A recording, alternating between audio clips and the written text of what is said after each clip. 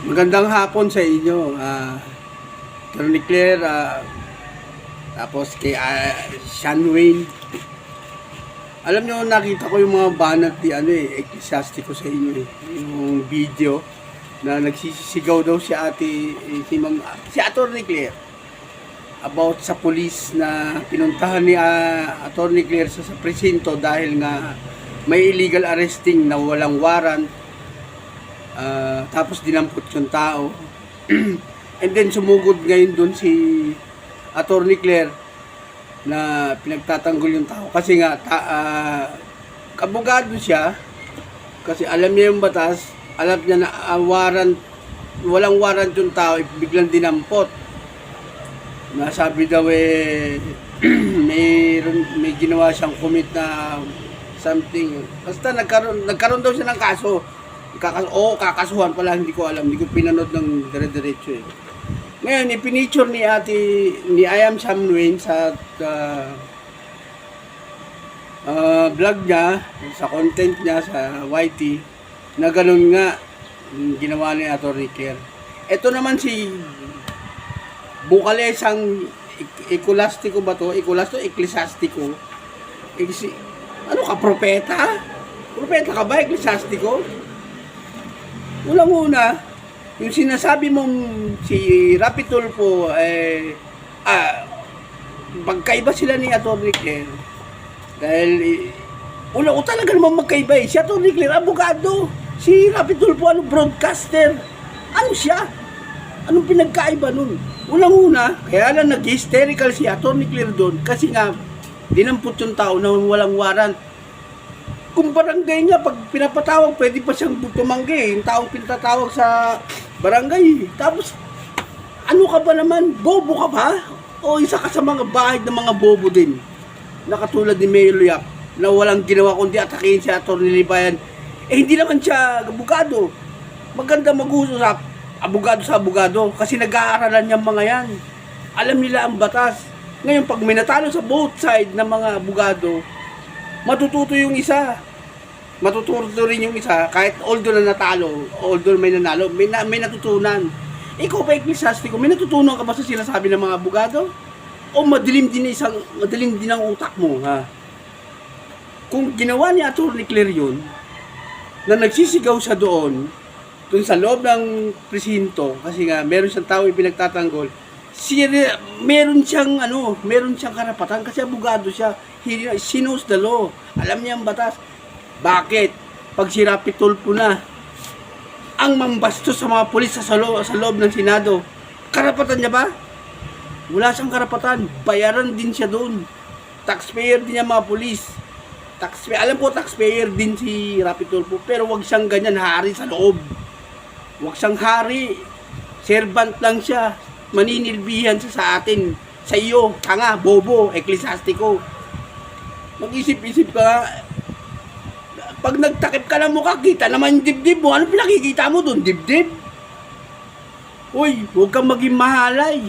Magbablog ka lang, mahalay ka pang unggoy na babae ka.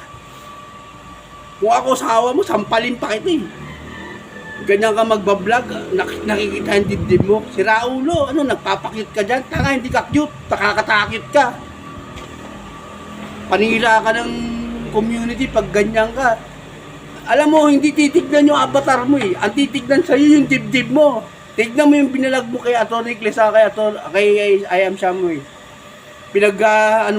Pinagbubulabog mo pa. Tama yung ginawa ni Atty. Claire doon. Wala siyang mali doon. Kung nagawa niya man yun, ano yan eh. Alam mo yung hypothalamus? Kung alam mo yung hypothalamus, maintindihan mo yung sinasabi ko at yung ginawa ni Atty. Claire. Yan ang tatanda mo. Pasalamat ka, di ka dinidimanda kasi babae ka. Pero mahali ka na babae. Huwag ganyan.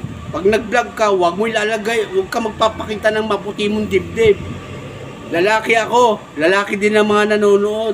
Babae din, pero huwag kang mahalay. Kung asawa lang na, mapatuwang kita eh.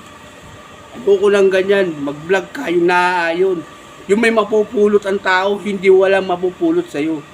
Matutulog ka na lang ba na walang matututunan sa buong araw mo? Ito, payo ko sa'yo, eklesyastiko. Maging ano ka lang, maging mahinhin kang babae.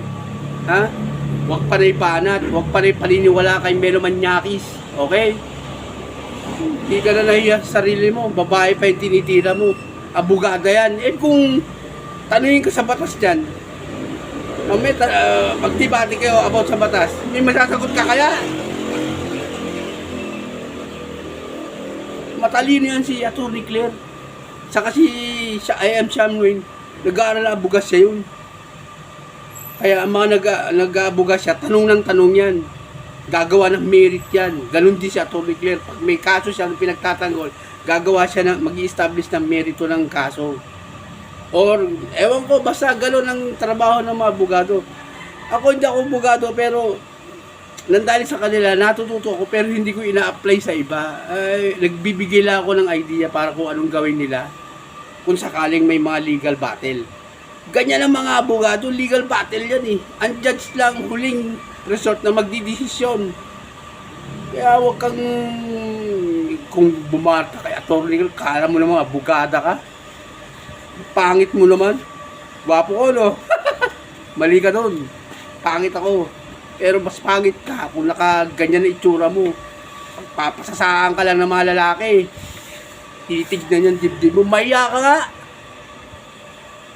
Pero to, Atty. Claire, pasensya ka na. Medyo na ba, ano ko yung salita ko. Pero, ganun talaga eh. Makikita mo ang babaeng lapastangan sa katawan. Ganyan eh. Hindi marunong mahiya. Magkalalagay lang na, ano ba yun, abak na sa pagmumukha niya, kitang-kita naman yung dibdib. Atty. Claire, nagagalit ako sa ganyan. Mga walang, ano yan, mga hindi marunong magpahalaga sa katawan ng babae. Sinisira niya mga babaeng iba pagkaganyan. Pasensya na sa mga nakakarinig, pasensya na sa mga kakapanood. Sinabi ko, pero yan ang totoo. Kaya nagkakalat ang Manyakis eh. Ewan ko pa kung di niya ba alam na Manyakis si Melo Yap. Katabi niya na. Hindi niya pa naiisip yan. Walang ginawa kundi mag-ad hominem. Nagagaya lang ako. Pero totoo man yung sinasabi ko. Di ba? Sakit ng ngipin ko eh. Pero ganun talaga. Atty. Claire, para sa isa na po talaga. Napaano ko lang to. Na-discuss ko lang. Kasi nainis ako sa sinabi ni Ecclesiastico na binangga ka dun sa pulis. Tapos binangga ka dun kay RT. Doon ako nagalit. Baka di niya alam kung anong pinagkaibahan yung dalawa. O tatanga-tanga lang talaga yung si Ecclesiastico na ang sarap kainin ng Ampalaya group nila. Diabetic ako eh, kaya ang sarap kainin sila. Pakbet. Salamat po, Atty. Claire. Saka, I am Shamwin. Salamat din, salamat.